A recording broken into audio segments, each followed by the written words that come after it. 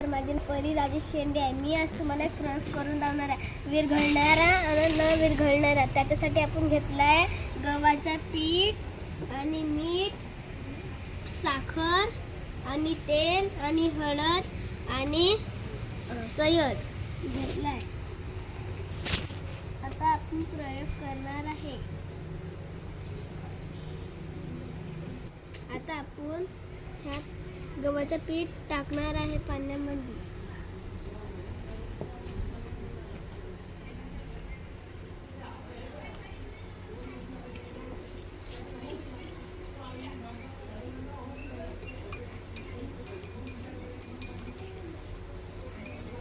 गव्हाचं पीठ विरघळलं आहे. आता आपण मीठ घेणार आहे.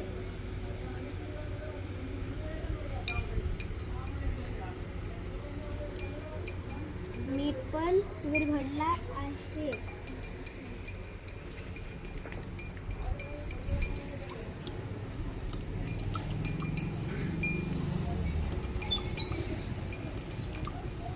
आता आपण घेणार आहे साखर.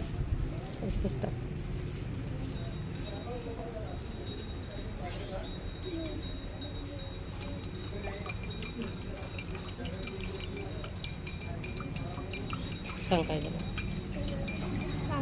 विरघळली. आता साखर विरघळली आहे.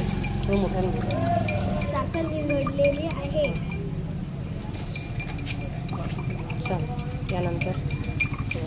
यानंतर आपण तेल घेणार आहे. आता आपण तेल घेणार आहे.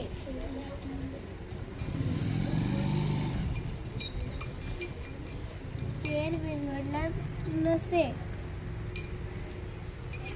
आता आपण घेणार आहे हळद.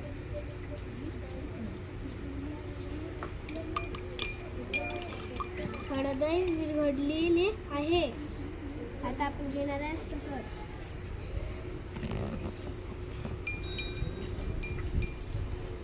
सहज विरघळलेला नसेल.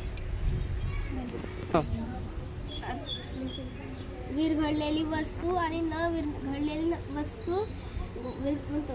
गव्हाचं पीठ विरघळलेले नसत आणि साखर आणि मीठ विरघळलेली